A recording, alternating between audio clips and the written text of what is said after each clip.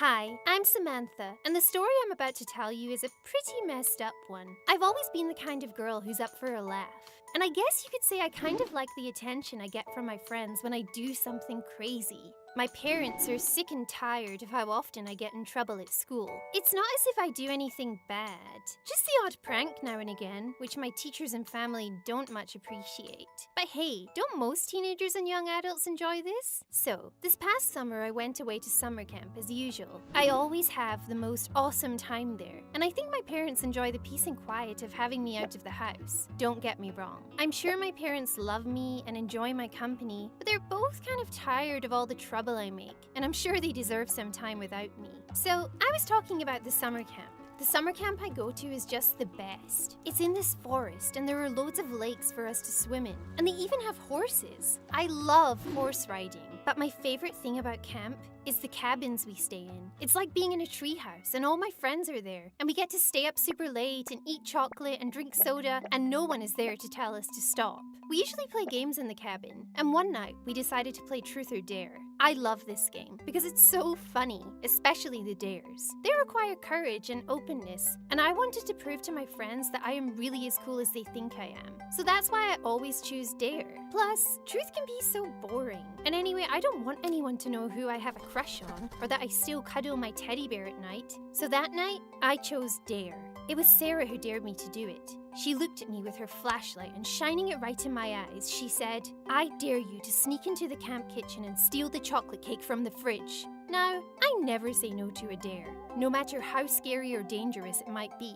Plus, I didn't want to look like a scaredy cat in front of the other girls. I immediately jumped up and headed towards the kitchen. Sarah and a couple of the others followed me. We had to be careful not to get caught, so we crept along quietly. I reached the kitchen, only to discover that it was locked. What now?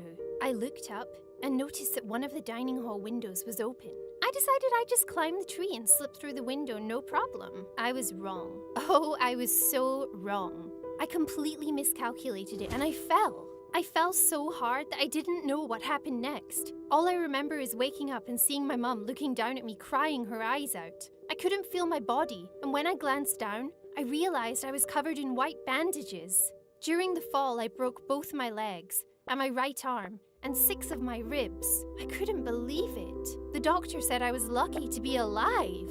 What? Was it really that bad and serious? But I was just playing a game. I felt like such a fool. I wanted to run away and hide. All of this pain for a stupid dare? For a stupid chocolate cake? Mum said Sarah was really upset and had been the one to run and get help, and she'd even confessed that it was her fault I'd been up in the tree in the first place. But it wasn't Sarah's fault. It was all my fault. I ended up spending 2 months in a wheelchair and another 3 months with crutches. I had to learn to write with my left arm, and obviously I missed out on a whole summer of camp. I know the fall was an accident, but it almost ruined my life. I could have seriously died. Why do crazy bad things need to happen for us to realize how precious life is? I've definitely learned my lesson. I won't be sneaking off to steal chocolate cake again, that's for sure. And I definitely won't be climbing any trees in the dark. And okay, maybe I'll lay off Truth or Dare for a bit too. I'm not allowed to go back to summer camp next year, and I doubt my parents will even let me out of their sight until then. And I also realized something else. I don't need to do silly dares to get people to like me.